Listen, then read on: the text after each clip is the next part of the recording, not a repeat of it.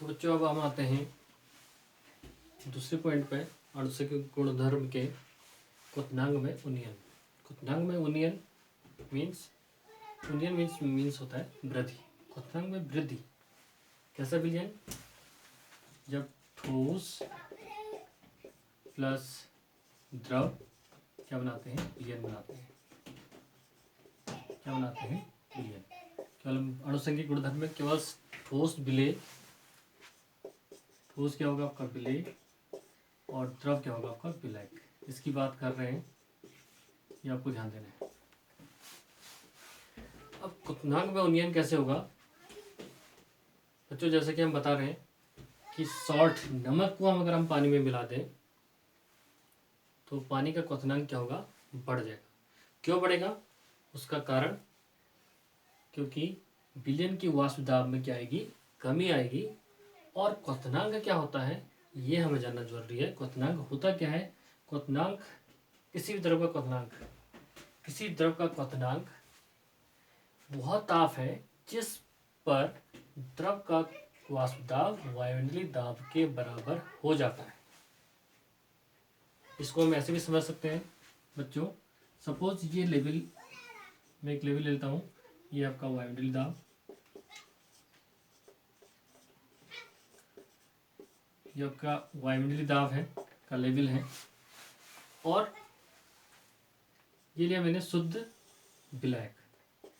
शुद्ध विलायक सपोज क्या है हमारा? जल, द्रव है जो क्या है? विलायक है, विलायक है। और इसका वाष्प दाब, जल का वाष्प दाब, इसका वाष्प दाब जब वायुमंडलीय दाब के बराबर हो जाता है, और ये होता है, मैंने आपको पहले भी बता चुका हूँ, 100 डिग्री सेल्सियस टेम्परेचर पर। तो जल का क्वथनांक कितना होता है? 100 डिग्री सेल्सियस। अब अगर इस जल में, इस विलायक में हम विलेय क्या ले लें? प्लस ठोस क्या ले लें? विलेय। सपोज हम ले लें NaCl, या ये बोल दें नमक। तो तब क्या होगा? जो इससे पहली कंडीशन में बता रहा था, क्या होगा? जैसे इसमें इसकी क्वांटिटी बढ़ेगी, जैसे जैसे इसके ठोस के अणु इसमें खुलेंगे, तो क्या बनेगा? आपका विलयन तैयार होगा। और उस विलयन का वाष्प दाब में क्या आ जाएगी? कमी आ जाएगी। और फिर उस वाष्प दाब को इस वायुमंडलीय दाब में पहुंचने में डेफिनेट क्या लगेगा? ज़्यादा ताप की जरूरत होगी। क्या होगी? ज़्यादा ताप की जरूरत होगी, जो क्या होगा? आपका विलयन होगा। जो क्या होगा? विलयन होगा। तो यहाँ पे विलयन का वाष्प दाब में क्या आएगी? कमी आएगी। विलयन के वाष्प दाब में क्या आएगी? कमी आएगी। तो यहाँ पर हम कह सकते हैं शुद्ध जल का क्वथनांक, क्वथनांक को हम क्या करें? इसको किससे नोट करें? TB note, TB note. शुद्ध जल का क्वथनांक इज इक्वल टू क्या आपका? TB note. और जब इसमें हमने ठोस मिला दिया, ठोस मिला दिया NaCl, अवाष्पशील विलेय मिला दिया, तो उसके बाद क्या तैयार हुआ? हमारा विलयन तैयार हुआ। और उसका जो क्वथनांक होगा वो होगा TB, होगा temperature B for boiling point.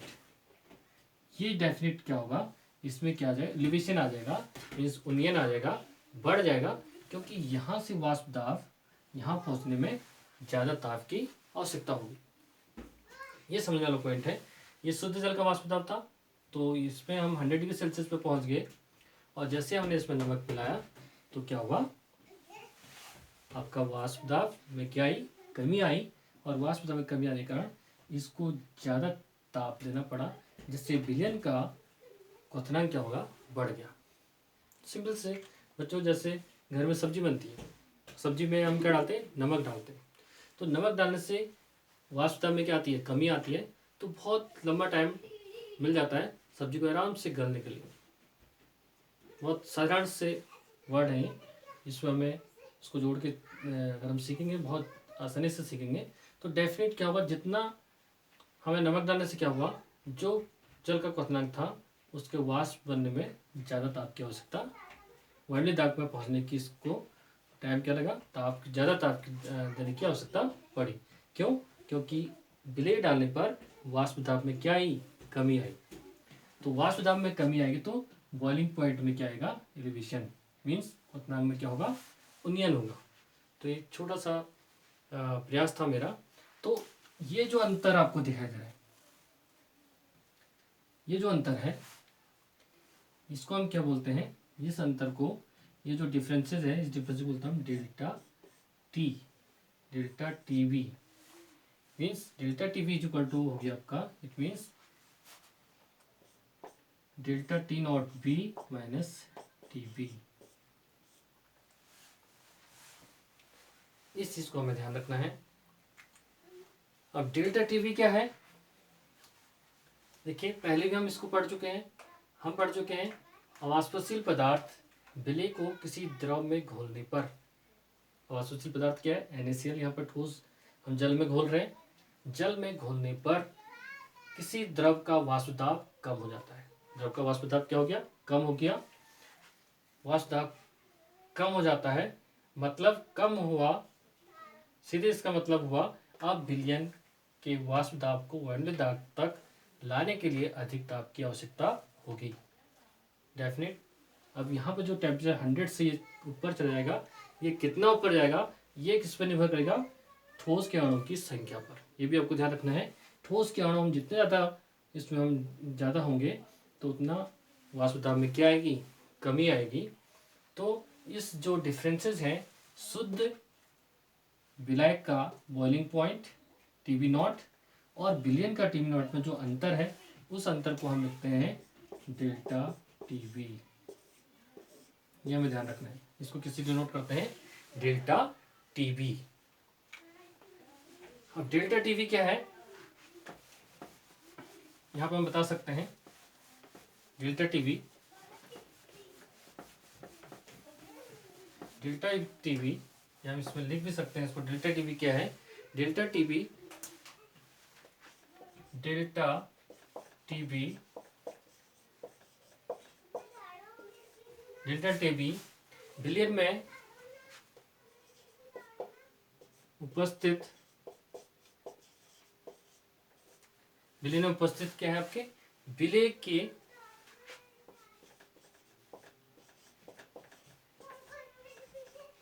विलेय के मोलल सांद्रता, क्या है, मोलल सांद्रता है, मोलल सांद्रता, विलयन में उपस्थित मोलल सांद्रता के क्या होता है, समानुपाती होता है, के समानुपाती,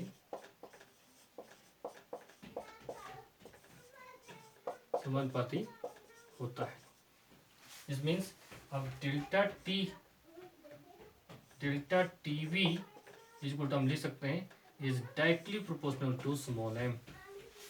किसे डिनोट करते हैं, मोललता को स्मॉल एम से, स्मॉल एम, या इसको हम लिखते हैं delta TV is equal to K B into M. और ये जो के बी है, ये है यहाँ पे क्वथनांक उन्नयन स्थिरांक, इसको हम लिख सकते हैं क्वथनांक में उन्नयन स्थिरांक, उन्नयन स्थिरांक एक कांस्टेंट वैल्यू है जो मोस्टली आपको न्यूमेरिकल्स में इस वैल्यू को दी जाती है, तो ये हमें ध्यान रखना है। और इसको थोड़ा सा ग्राफ में भी मैं समझाना चाहूँगा।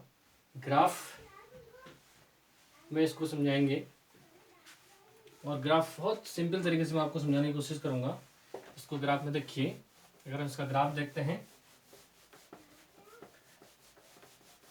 ग्राफ को रटना नहीं है, ग्राफ को समझना है।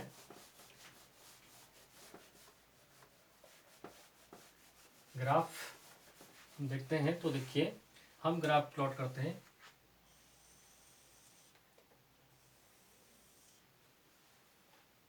ताप केल्विन में,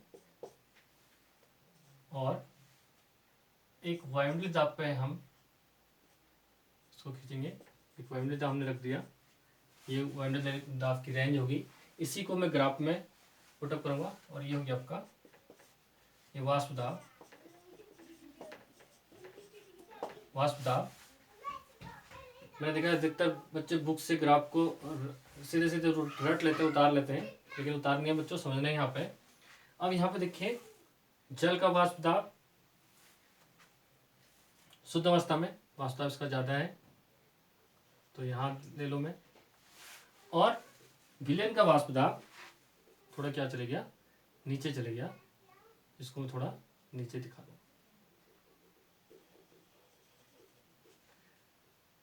अब वाष्प दाब जब वायुमंडलीय दाब के बराबर हो जाएगा तो इस पॉइंट पे, ये पॉइंट कौन सा है इसको थोड़ा सा मैं यहाँ पर दिखाऊं। ये पॉइंट हो गया आपका। और अब जो हमारा विलयन का वाष्प दाब है वो और नीचे चला गया। ये नीचे दिखा, ऊपर दिखा रखा है, नीचे दिखा रखा है। ये वाष्प दाब, ये वाष्प दाब की रेंज है। और ये विलायक की वाष्प दाब, ये विलायक के लिए है। और ये क्या है, ये विलयन के लिए अब आ रहा है। ये विलयन के लिए हम देखते हैं ये पॉइंट चला गया, मीन्स अब इसके लिए हमें अधिक ताप देना पड़ा। देखिए ये वाष्प दाब ऊपर था, यहाँ इस पॉइंट पे पहुंचने के लिए, ये वायुमंडलीय दाब पे पहुंचने के लिए आपका बॉइलिंग पॉइंट है, बॉइलिंग पॉइंट बीपी। ये देखिए ये वाष्प विलायक का वाष्प दाब, क्योंकि विलायक का वाष्प दाब ज़्यादा था। और विलयन का, ये विलयन का है, विलयन का वाष्प दाब कम था, तो विलयन के वाष्प दाब को यहाँ पहुँचने में ज़्यादा ताप की आवश्यकता पड़ी। तो यहाँ पे क्या था, ये था टीबी नॉट शुद्ध अवस्था में, शुद्ध अवस्था में था। और ये हो गया आपका टीबी विलयन में क्वथनांक, विलयन में, ये विलयन में था। और इन दोनों के डिफरेंस को हम क्या बोलते हैं, डेल्टा टीबी। इन दोनों में जो अंतर आया ये इसको बोलते हैं हम डेल्टा टीबी। एक बार फिर से बता दो, ये आपका विलायक का वाष्प दाब था और ये था आपका विलयन का। विलयन का वाष्प दाब नीचे आया क्योंकि हमने इसमें क्या डाला, ठोस अवाष्पशील विलय, तो उसकी वजह से इसका वाष्प दाब नीचे आया। तो इन दोनों में अंतर आया, तो यहाँ से इसको पहुँचने में कम टाइम लगेगा या कम ताप की आवश्यकता पड़ी, और इसको ज़्यादा ताप की आवश्यकता पड़ी, इसलिए इसने टेम्परेचर आई को राइज किया। ये देखिए ताप, यहाँ ताप दोस्तों, तो यहाँ ताप आगे बढ़ा, ताप को ज़्यादा ताप देने की आवश्यकता पड़ी, और जो अंतर आया उस अंतर को बोल दिया हमने डेल्टा टीपी। और तब हम बता रहे हैं कि ये जो रिलेशन है ये डायरेक्टली विलय के मोलल सांद्रता के समानुपाती होता है। जो डेल्टा टीपी है, जो अंतर आता है, ये किसके, विलय के अणु की संख्या, या जितनी मात्रा विलय के अणु की संख्या उसमें हम डालते जाएंगे वो बढ़ता जाएगा, बॉइलिंग पॉइंट बढ़ता जाएगा। इसका मतलब ये हो गया सीधे सीधे delta TB is directly proportional to M, means विलय की मोलल सांद्रता के समानुपाती होता है। ये चीज हम बता रहे हैं। यदि हम कह लें इसको इस तरीके से भी कर लें, delta TB is directly proportional to M, या delta TB is equal to K B into M. यदि हमारे पास विलयन है, यदि डब्ल्यू ए क्या है, विलय का द्रव्यमान, विलय का द्रव्यमान, और M A is equal to विलय का मोलर द्रव्यमान, विलय का मोलर द्रव्यमान, मोलर द्रव्यमान, मोलर द्रव्यमान, या हम कह लें डब्ल्यू बी विलय का द्रव्यमान, विलय का द्रव्यमान, विलय का द्रव्यमान। तो इसलिए small M is equal to क्या हो जाएगा तब, small M is equal to जाता तब डब्ल्यू ए अपॉन MA बोलता पर 1000 ग्राम में हम निकालते हैं या पर kg अपॉन WP, तब क्या हो जाएगा अपॉन WP।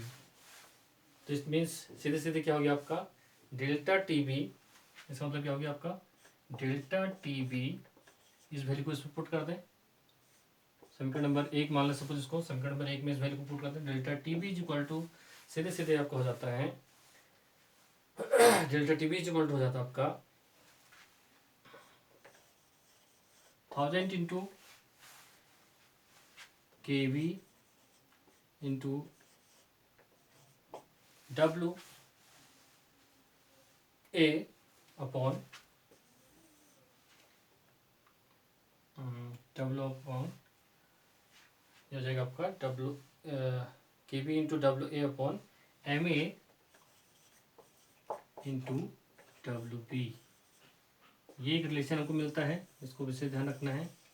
और कई बार क्या होता है आपका MA अगर निकालना है तो इसको हम ऐसे भी लिख सकते हैं, अगर यहाँ से MA निकालना है तो क्या हो जाएगा 1000 into kb into WA into WA upon delta TB into WB। और कई बार मोलर मास निकालने में आता है कि सॉल्यूट की कितनी मात्रा है, तो ये इस फॉर्मूले को हम वहाँ पे न्यूमेरिकल्स में लगा सकते हैं, या हमें बॉइलिंग पॉइंट एलिवेशन निकालना है तो तब इस फॉर्मूले को हम लगा सकते हैं।